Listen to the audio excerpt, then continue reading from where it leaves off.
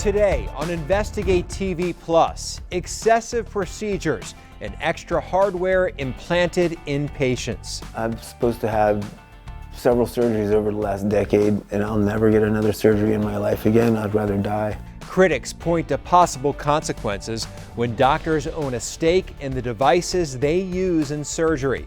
Plus, as mobile phones replace landlines, research finds your kids might not know how to use a smartphone in an emergency. Meet a blind man with a vision, along with the volunteers who see a way to carry it out. Hey, look, I got a power stoker behind me. This is awesome. In-depth stories that inform and inspire. You're watching Investigate TV Plus.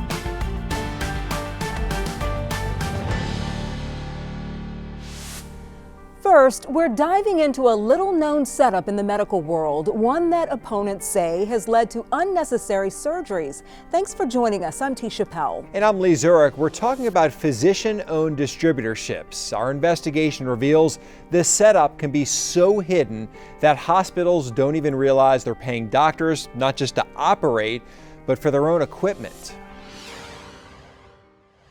If I don't live, I just exist. And existing is, it's been hard. Wow, you guys got me. I haven't reflected like this in, it's a decade. It has broken my heart, not my spirit. In a way, a doctor broke the lives of these two men. Anger is just almost uncontainable at times. The doctor operating under a system of secrecy, impossible for you, even our investigative team, to figure out. Wow, didn't realize what I escaped. Bailey Cruz, I love you. Mr. Potion on the bass guitar, check it out. Shut up! Come on, everybody!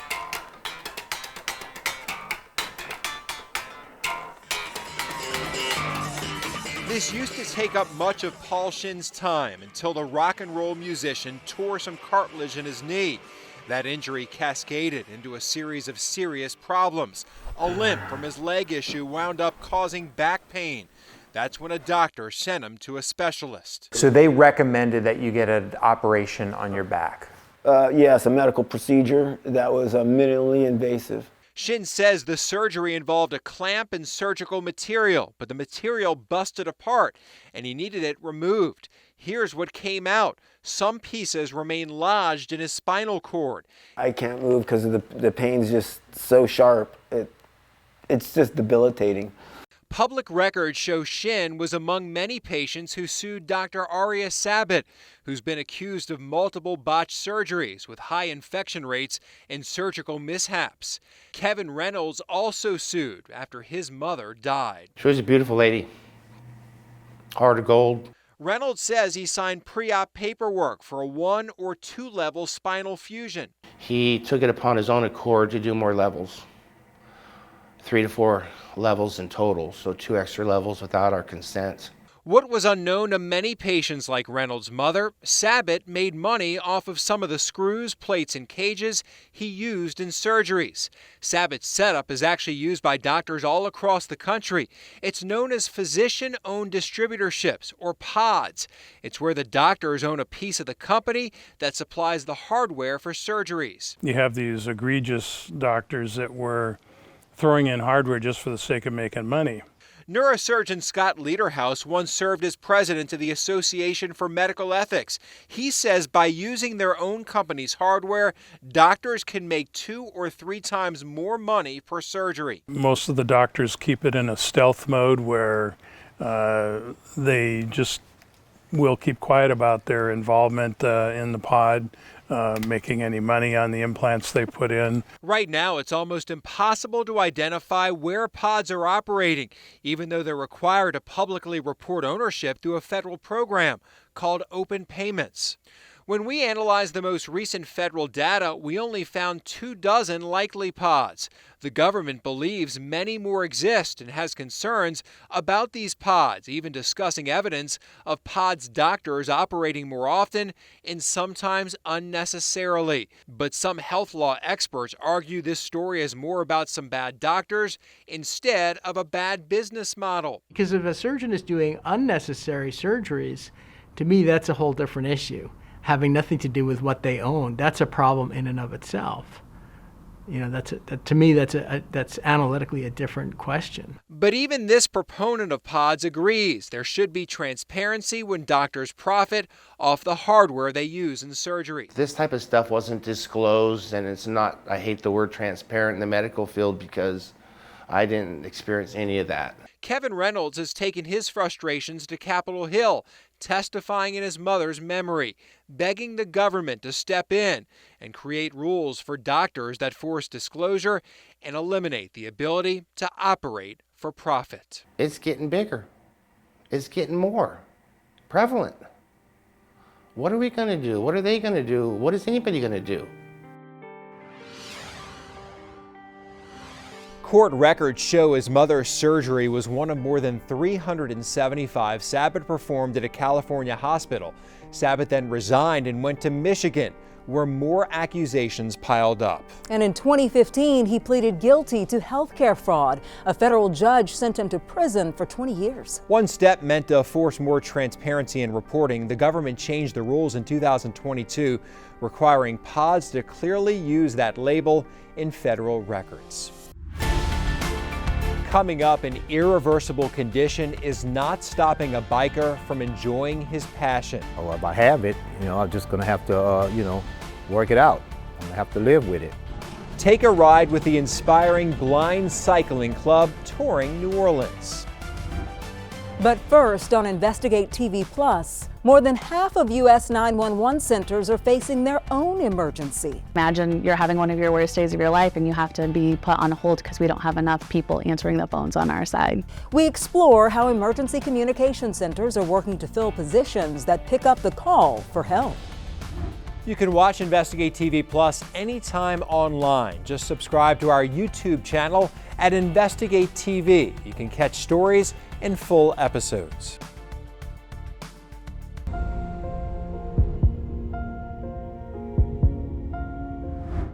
911, where's your emergency?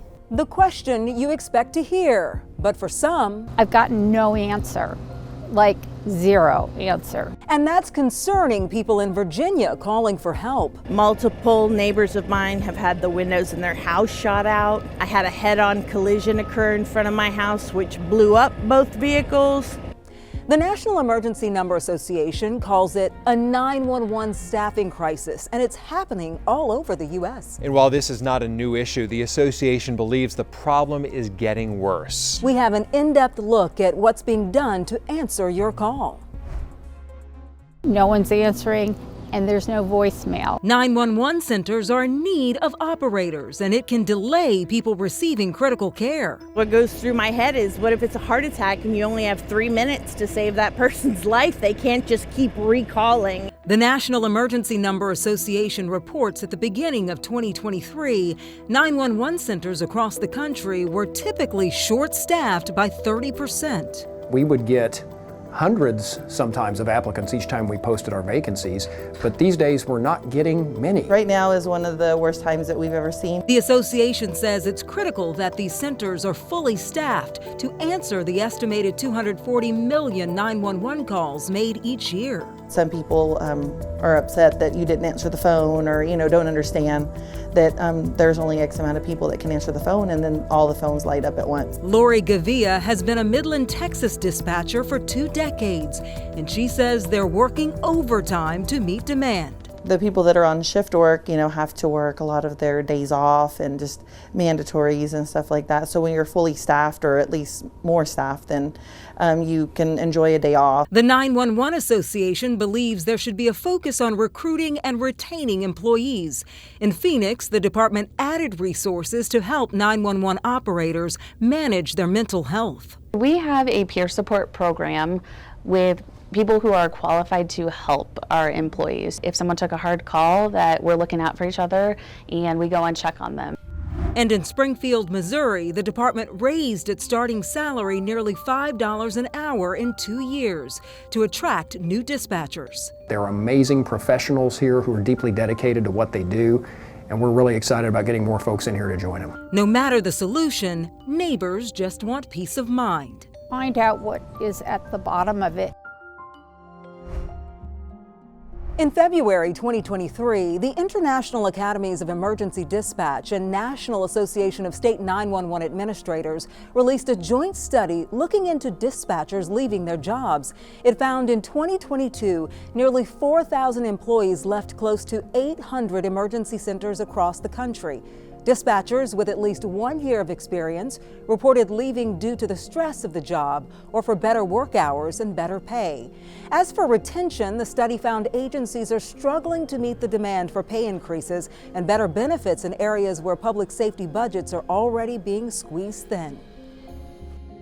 In many areas, the 911 Association finds 80% or more of emergency calls are made from mobile phones. But those can be tricky for children to use in an emergency. Experts tell us it can be done with some practice. Up next, tips to teach your kids when it comes to calling 911. Kids are our best callers. Almost every dispatcher will tell you that. They are usually very calm. They want to help. You can watch Investigate TV Plus anytime, streaming online. Get the app for Roku, Amazon Fire TV, and Apple TV. They're free to download.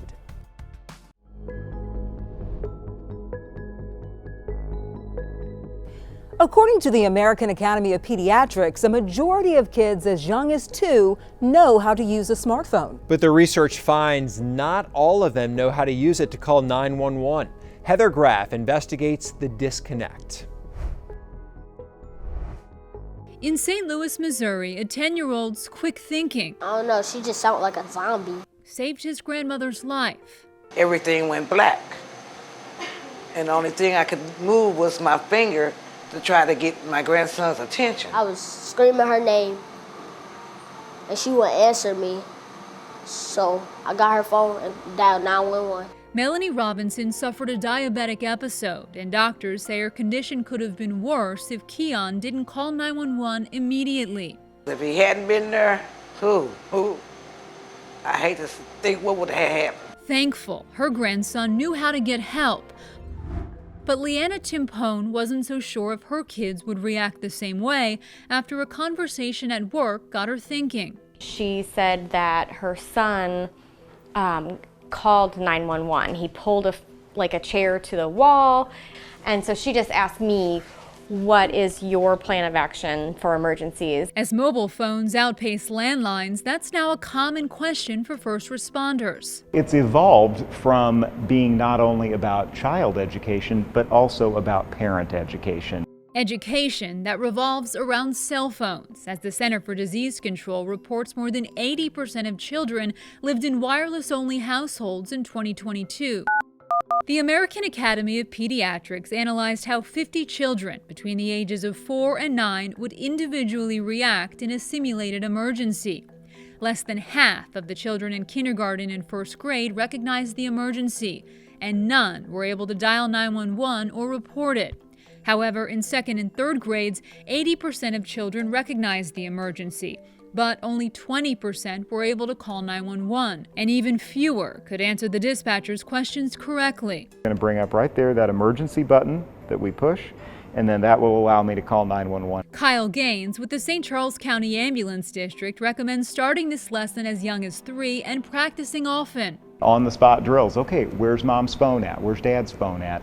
How do we get into it? What button do we push to make that 911 call? Timpone has started teaching her kids what to do, but she's also heard of getting a security system with a button or a doorbell camera inside the house to connect with mom and dad. This is a love like no other. You don't want anything to happen to your kids. In that same study from the American Academy of Pediatrics, half of the parents said that they spoke to their child about what to do in an emergency, but only 34% of those kids demonstrated how to call 911 on a smartphone. Yeah, when having this conversation with your kids, first responders say it's critical to explain the different types of emergency situations, from fires to medical emergency or even stranger danger, so kids can articulate to the dispatcher what is happening. And the most important thing parents need to drill down is home address. Really some critical lessons, because you really don't think about, like with kids and small kids, what they know, what they don't know. This is definitely something that we need to do in my home. Maybe yeah, today. You said it when we were watching the story. Yes. You need to get on this. We need to do this, yes. All right. Well, the smell of beignets wafts through Jackson Square while jazz echoes across the French Quarter. And then you start taking in sounds, the bands, and then you get the smells. Truly wonderful experience. It has been a game changer for me. Up next, a group of bikers shows us you don't need to see New Orleans to enjoy its charm. Our in-depth coverage continues. You can get connected to Investigate TV Plus on all social media platforms.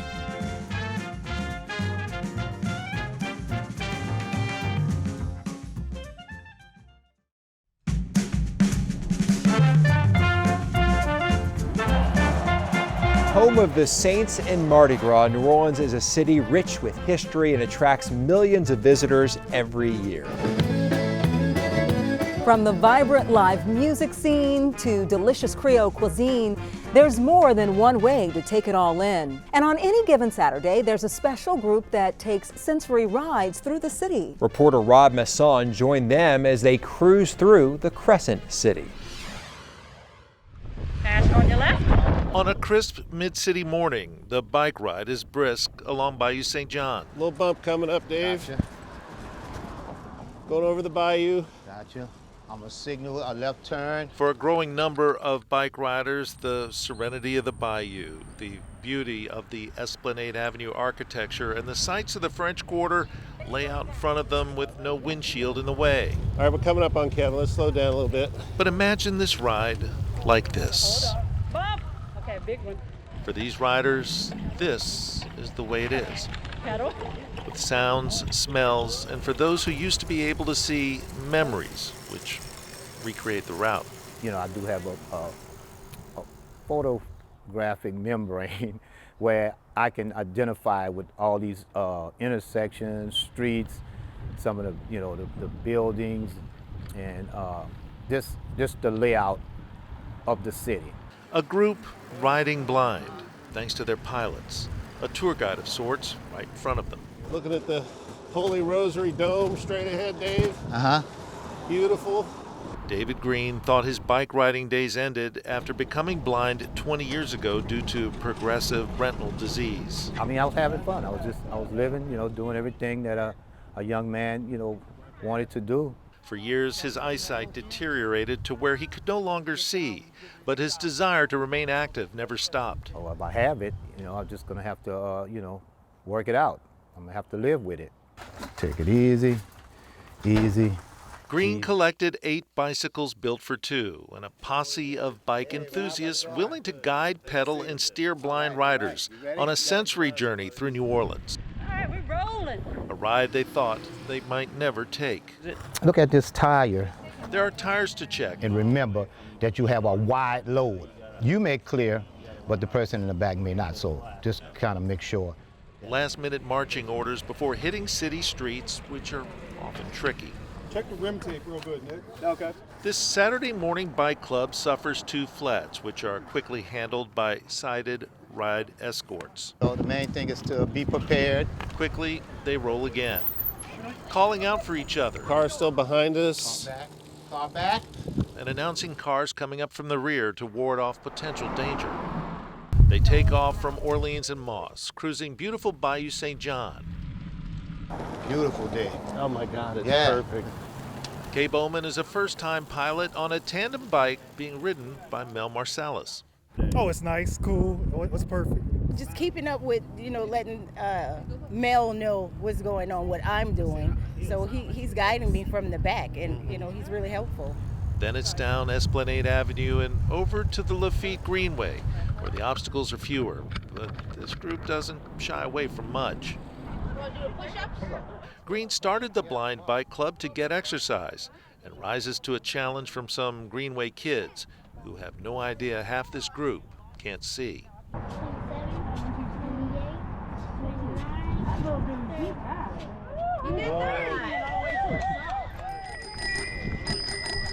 It's on to the French Quarter, where those who used to be able to see re-visualize the unique architecture while taking in the sights and smells of the old historic district. They may hear the bells, the church bells, and then you start taking in sounds, the bands, and then you get the smells from food and from other things as well. It's an exercise that provides those who can't see a glimpse of a world millions enjoy each year, a world which they might otherwise be shut out from without their volunteer pilots. No, this has been a truly wonderful experience. It has been a game changer for me. It's an opportunity where you come out and get some physical activities. I have a wonderful pilot here that's describing some of the landmarks here in the city. So we had a few mishaps in the beginning. He was able to put his feet down. He supported us both. And he's been a very good stoker. There's nothing quite like it. To be honest with you, I enjoyed the whole ride period from the beginning to the end. Especially on a beautiful day like this, can't beat it. And for those riding blind, they can't wait for the next Saturday morning when they can do it all over again. Here's a little more for you too. Green's longest ride so far, more than 60 miles. And it was so wonderful to see people helping out the blind people who still wanted to enjoy everything about the city. And they got a great ride through New Orleans. Very nice. All right, that's it for us here on Investigate TV Plus. I'm Lee Zurik. And I'm T. Chappelle. Thanks for watching.